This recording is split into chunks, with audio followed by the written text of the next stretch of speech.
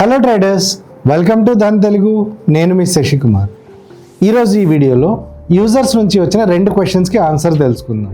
అందులో first question, నేను present ఉన్న డిమాట్ అకౌంట్ నుంచి ధన్ డిమాట్ అకౌంట్కి నా మ్యూచువల్ ఫండ్స్ని షిఫ్ట్ చేయడానికి ఆప్షన్ ఏమన్నా ఉందా?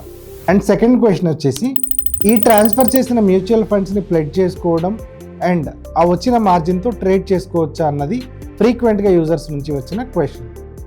అండ్ ఈ రెండింటికి ఒకటే ఆన్సర్, ఇతర డిమాట్ అకౌంట్ నుంచి ట్రాన్స్ఫర్ చేసుకోవచ్చు అండ్ మీరు పొందిన మార్జిన్ని యూజ్ చేసుకొని ట్రేడింగ్ చేసుకోవచ్చు అండ్ విత్డ్రా కూడా చేసుకోవచ్చు. అండ్ ఈ సింపుల్ ప్రాసెస్ని తెలుసుకునే ముందు ట్రెడిషనల్గా ఈ ప్రాసెస్ ఎలా ఉందో ఒకసారి చూద్దాం. ఈ ట్రెడిషనల్ ప్రాసెస్లో 4 స్టెప్స్ ఉంటాయి. అందులో ఫస్ట్ స్టెప్ వచ్చేసి మనకి ఎగ్జిస్టింగ్ బ్రోకర్ దగ్గర నుంచి డిఐఎస్ స్లిప్ అన్నది ఒకటి తెచ్చుకోవాల్సి ఉంటుంది. అండ్ ఈ డిఐఎస్ అంటే డెలివరీ ఇన్స్ట్రక్షన్ స్లిప్. ఈ స్లిప్ని తెచ్చుకోవాల్సి ఉంటుంది from existing broker. And second step వచ్చేసి మీవి ఏవేవైతే హోల్డింగ్స్ ఉంటాయో ఆ హోల్డింగ్కి సంబంధించిన డీటెయిల్స్ కంప్లీట్గా ఆ డెలివరీ ఇన్స్ట్రక్షన్ స్లిప్లో ఎంటర్ చేయవలసి ఉంటుంది, along with name and ISIN number etcetera details. And third step వచ్చేసి ఈ డీటెయిల్స్ అన్ని వెరిఫై చేసుకొని సైన్ చేయవలసి ఉంటుంది. అండ్ ఫోర్త్ స్టెప్ వచ్చేసి మనకి ఇక్కడ మీ ఎగ్జిస్టింగ్ బ్రోకర్ నుంచి ఎవరైతే కొత్త బ్రోకర్కి వెళ్ళాలనుకుంటున్నారో ఆ బ్రోకర్కి ఈ డెలివరీ ఇన్స్ట్రక్షన్ స్లిప్ అనేది సబ్మిట్ చేయవలసి ఉంటుంది.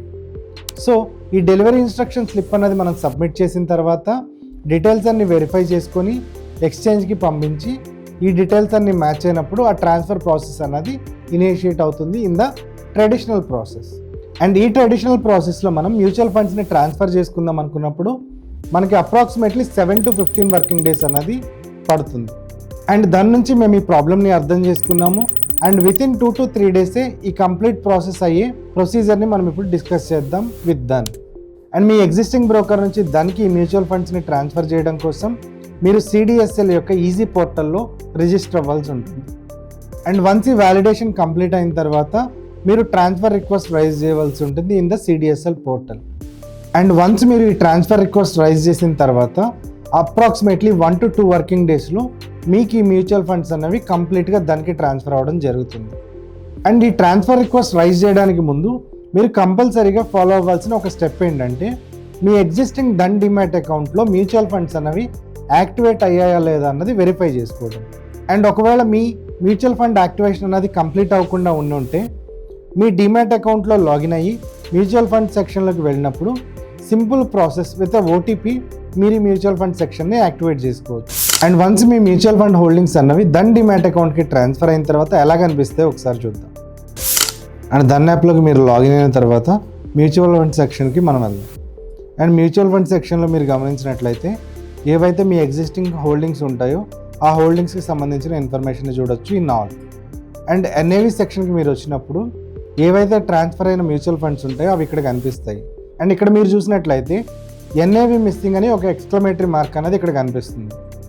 దీనికి రీజన్ ఏంటంటే మ్యూచువల్ ఫండ్స్ అనేవి డైరెక్ట్గా యూనిట్స్గా ట్రాన్స్ఫర్ అవ్వడం జరుగుతుంది అండ్ పాస్ట్ హిస్టరీ అన్నది ఇది ట్రాక్ చేయడానికి పాసిబిలిటీ ఉండదు.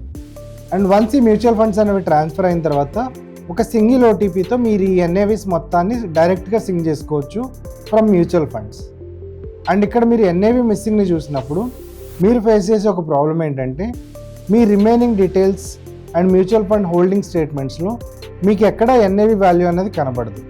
అండ్ దీన్ని సాల్వ్ చేయడం కోసం మీరు ఒక సింగిల్ స్టెప్లో ఓటీపీని ఎంటర్ చేయడం ద్వారా కంప్లీట్ ఇన్ఫర్మేషన్ అన్నది అప్డేట్ చేసుకోవచ్చు.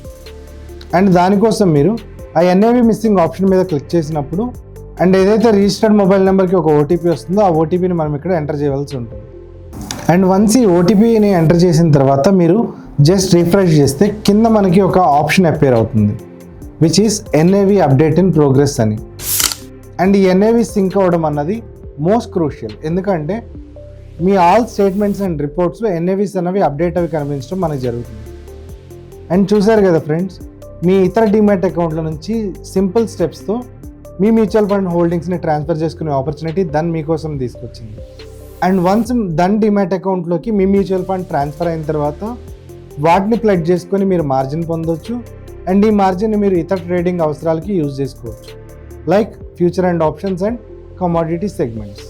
సో దానికి మీ మ్యూచువల్ ఫండ్ ట్రాన్స్ఫర్ చేసే ఈ ప్రాసెస్లో మీకు ఎటువంటి డౌట్స్ ఉన్నా సరే కమెంట్ సెక్షన్లో తెలియజేయడం మాత్రం మర్చిపోకండి.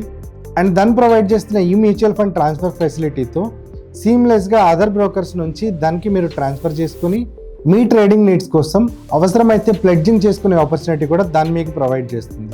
అండ్ ఈ కంప్లీట్ ప్రాసెస్లో మీకు ఎటువంటి డౌట్స్ ఉన్నా కమెంట్ సెక్షన్లో తెలియజేయడం మాత్రం మర్చిపోకండి.